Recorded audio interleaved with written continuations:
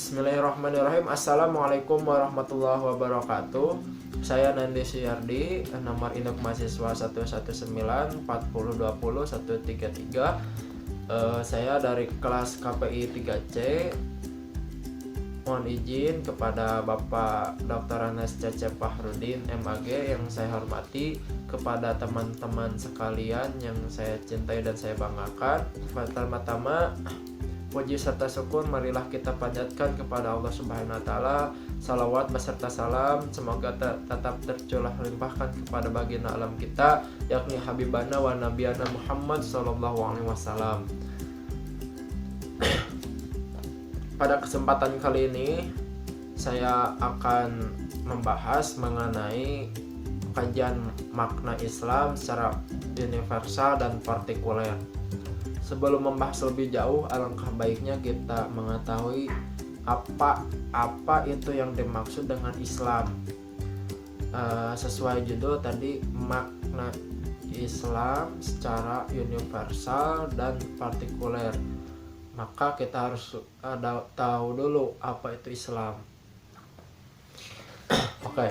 Kata Islam berasal dari bahasa Arab, yaitu aslama yuslimu, dengan arti semantik sebagai berikut: tunduk dan patuh, berserah diri, menyerahkan, memasrahkan, mengikuti, menunaikan, menyampaikan, masuk dalam kedamaian, keselamatan atau kemurnian. Dari istilah-istilah lain yang akar katanya sama, yaitu Islam, berhubungan erat dengan makna keselamatan atau kedamaian atau kemurnian. Itu Islam. Lalu secara istilah, Islam bermakna penyerahan diri. Jadi Islam itu maknanya secara istilah itu menyerahkan diri, tunduk, patuh terhadap perintah Allah dan menjauhi segala larangan-larangannya. Lalu maka berislam maknanya menundukkan diri kepada Allah Subhanahu wa taala dan taat kepadanya dengan mentauhidkan Allah, memurnikan amalan hanya untuk Allah, menaati perintah-perintahnya dan meninggalkan larangan-larangannya. Inilah Islam. Allah Subhanahu wa taala berfirman, a'udzubillahi minasyaitonirrajim, innad dina 'indallahi Islam. Sesungguhnya agama yang benar di sisi Allah adalah Islam. Quran surat Al-Imran ayat 19. Dan orang yang masuk Islam disebut muslim karena ia patuh kepada Allah, tunduk dan taat kepadanya dengan melakukan apa yang Allah perintahkan dan meninggalkan apa yang Allah larang. Dan kata Islam mencangkup semua apa yang diperintahkan oleh Allah dan Rasulnya, seperti sholat, puasa, haji, zakat, sedekah, dan lain-lain. Semua ini bisa dinamakan Islam karena tadi Islam itu bermakna penyerahan diri, yang berarti menyerahkan diri untuk bisa mematuhi perintah Allah dan menjauhi segala larangannya. Apa itu diantara perintahnya? Seperti tadi sholat, zakat, haji bagi yang mampu, sedekah dan lain sebagainya. Selanjutnya kita akan membahas apa maksud dari makna Islam secara universal. Mari kita kupas. Universalisme Islam. Jadi apa yang dimaksud dengan universal dalam makna Islam? Jadi Islam, pertama, Islam itu tidak membedakan warna kulit, bahasa, bangsa, pangkat, derajat. Inti ajaran Islam bukanlah terletak pada kesukuan atau leluhur, melainkan keesaan Allah Subhanahu wa taala. Mentauhidkan Allah, suatu implikasi yang sangat penting dari ajaran tauhid tersebut adalah kesatuan umat manusia. Jadi implikasi terpenting dalam ajaran Islam yaitu kesatuan umat manusia. Jadi universalnya itu di situ. Di dalam segi hukum, keuniversalan Islam itu juga terlihat pada prinsip-prinsip hukum yang dimilikinya. Berdasarkan prinsip kesatuan umat manusia tersebut, hukum Islam memberikan jaminan dan perlindungan terhadap setiap orang tanpa diskriminasi. Dengan demikian, pandangan sebagian orang yang mengatakan bahwa Islam hanya sesuai untuk orang Arab saja, pernyataan tersebut tidak mempunyai dasar yang kuat. Lalu, keuniversalan Islam dapat dilihat dari ciri-cirinya. Di antaranya, 1. Agama Allah. Agama Islam bersumber dari Allah berupa wahyu langsung dari Al-Quran. 2. Mencangkup aspek seluruh kehidupan, baik individu, masyarakat, bernegara, dan lain sebagainya. 3. Berlaku untuk semua umat sampai akhir zaman.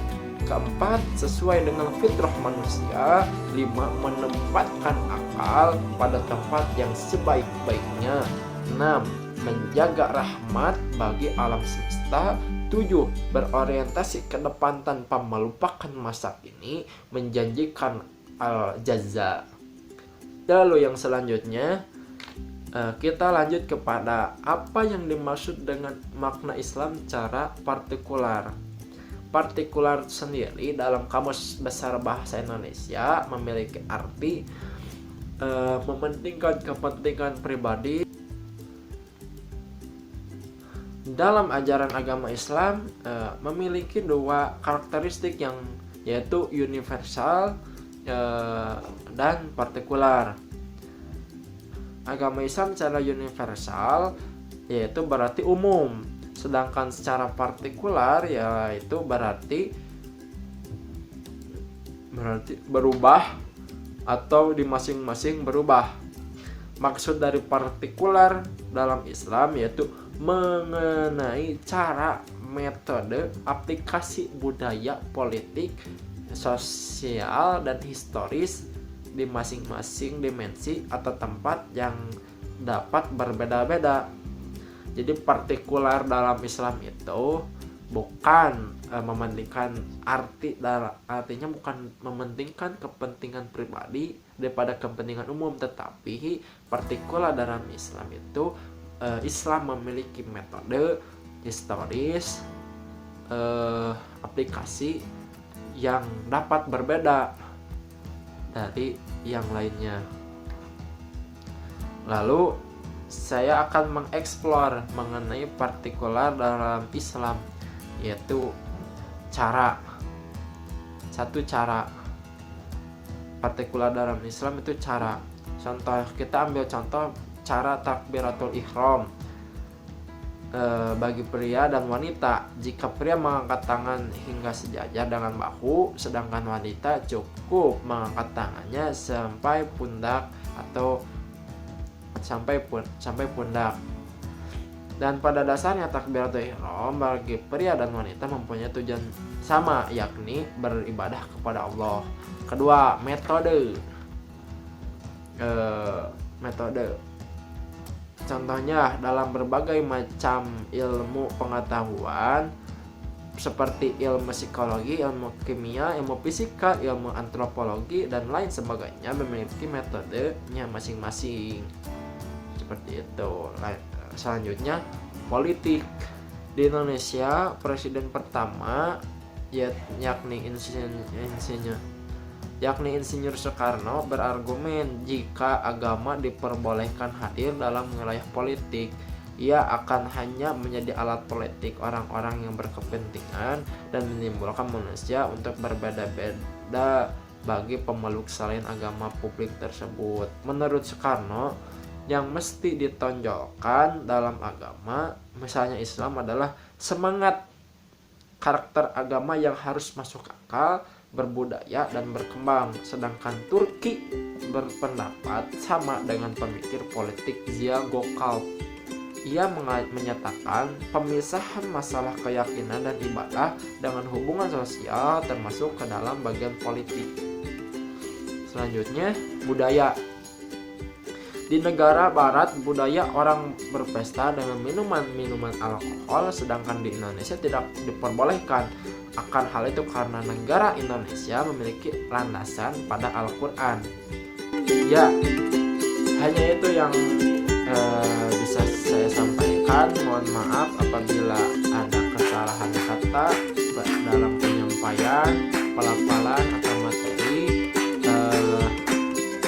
Saya sangat berharap ada koreksian dari Bapak Dr. Andes Fahrudin MAG agar karya ini menjadi lebih baik lagi di kemudian hari.